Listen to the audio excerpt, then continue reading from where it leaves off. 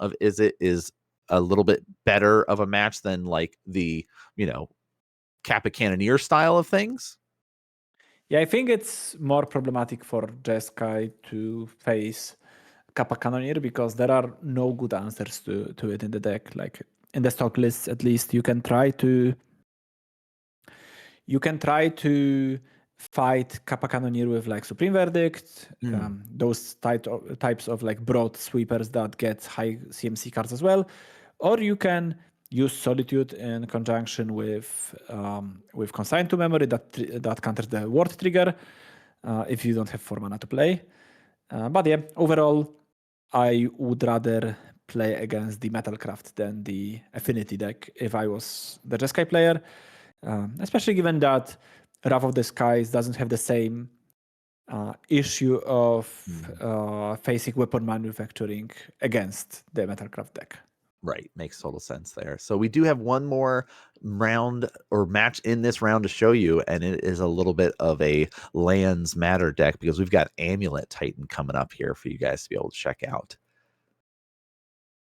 All right. So talk me through this. Like we've got like the Amulet Titan has kind of one of those decks that's been around Modern for a long time, and it has kind of shifted and ebbed and flowed a little bit, like when we've got a little bit of cards to use. So talk to me about what we see here. Okay, so as you said, deck that has been in the format for a very, very long time right now.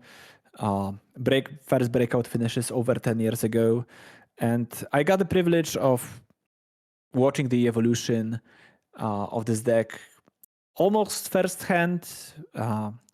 I've been spending a lot of time with Canister, who's one of the persons who is the most prominent Amulet Titan player.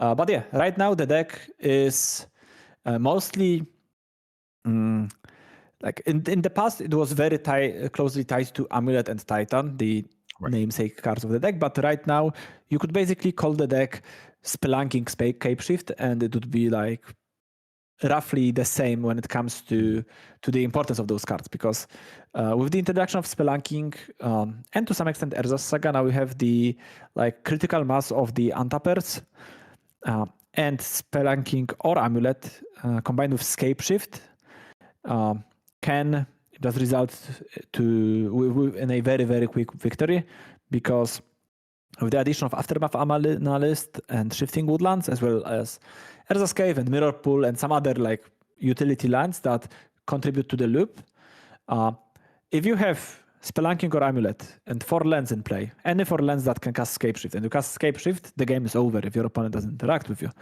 which makes for a very low resource deterministic kill.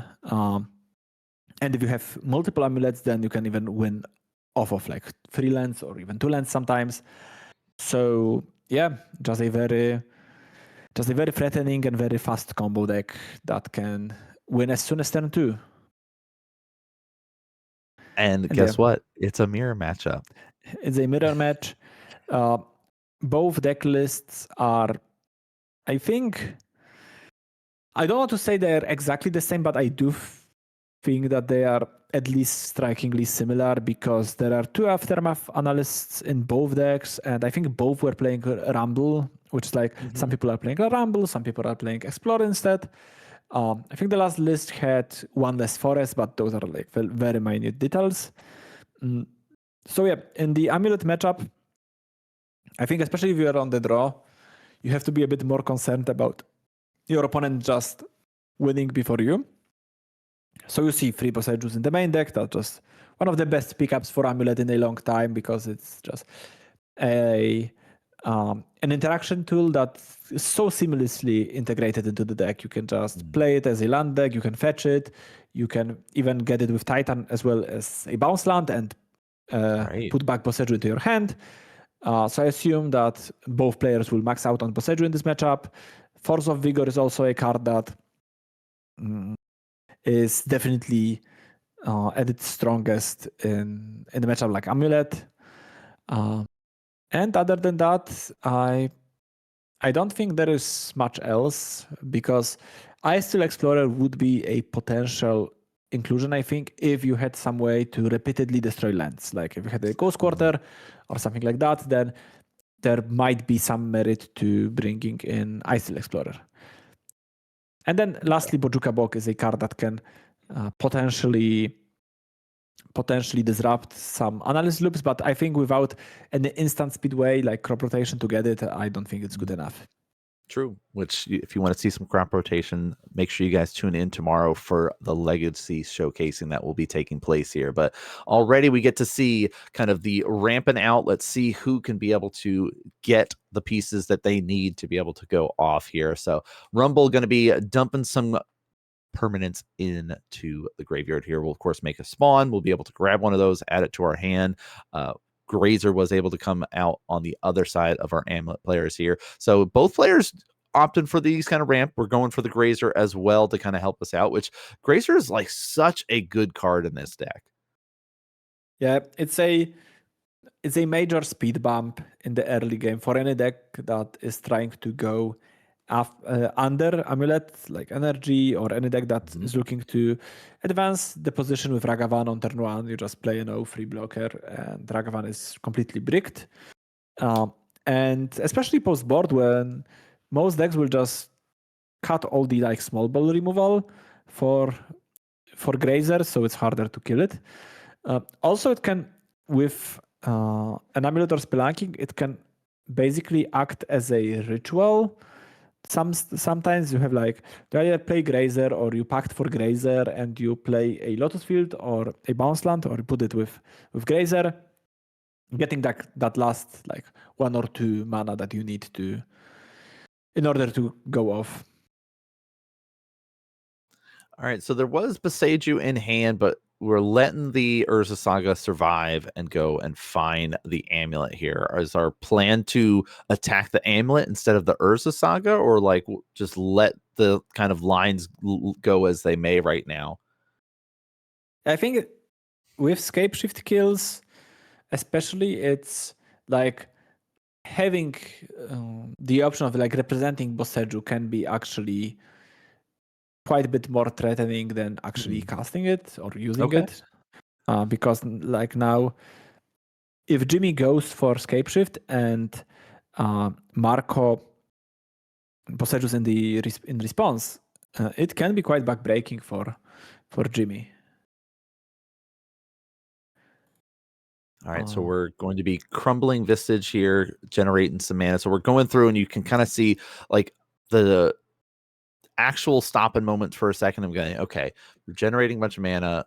What can I see this turn that you can be able to do to kind of mess with me? So we are seeing at least the nice dice here to help represent what is the floating mana. Utilize the green. There's the Grazer we picked up, of course, off the Rumble here. So let's see what other lands we can be able to utilize to help us out here. Okay, and I think that Jimmy was the player with 4 forests in their deck, but you can see already 1 forest in play and 2 forests milled with Rumble.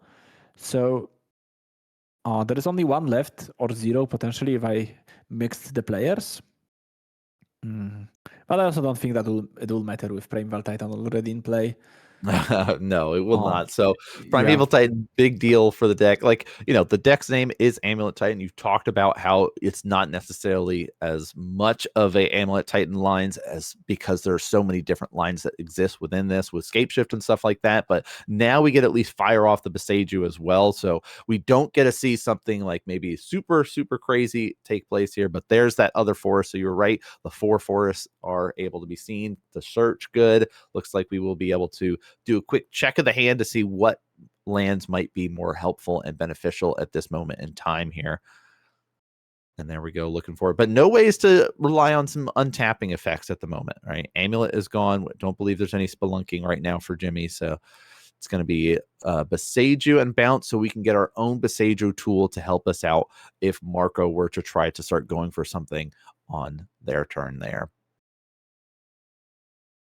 Yeah. So this is really interesting to see kind of the nuances of these two decks that are basically the same deck with some slight variations on land counts there, but both trying to do similar things and try to interact with each other here. Yeah, I think that in this matchup, it's very hard to, once again, come back to the game while you are behind. Especially game one, you don't have many interactive tools, and if you have if you have an untapped effect, then maybe you can cobble together a kill. But right now there's just a bit too few resources on Marco's side of the board to contend with the Titan. And with Spelunking in Jimmy's hand, yeah, I would be shocked if this game ends up in any other way than Jimmy going away with a win. Game one. Right. There's the spelunking too. So we saw the analysts come down, but not like, again, resource wise, we can see sort of that advantage meter really leaning towards Jimmy. Had the amulet, was able to get the prime time, now was able to get spelunking going. So now, and look, what is that mirror pool that we just played down here too? Just confirming how the lands are getting sequences, what we're bouncing, how things are setting ourselves up. So looking like we're going to be trying to get at least 2 prime times potentially on the battlefield here. Yep, we'll make a copy of this one, do some searching up for some lands. Yeah. Oh yeah, grabbing the copy token, and with Spelunking in play, Jimmy can pick up a red source plus Hanway Battlement, just attack with both Titans, trigger again. And I would expect Jimmy to do just that. Yep, there we go. Give this one haste. Bring the beats.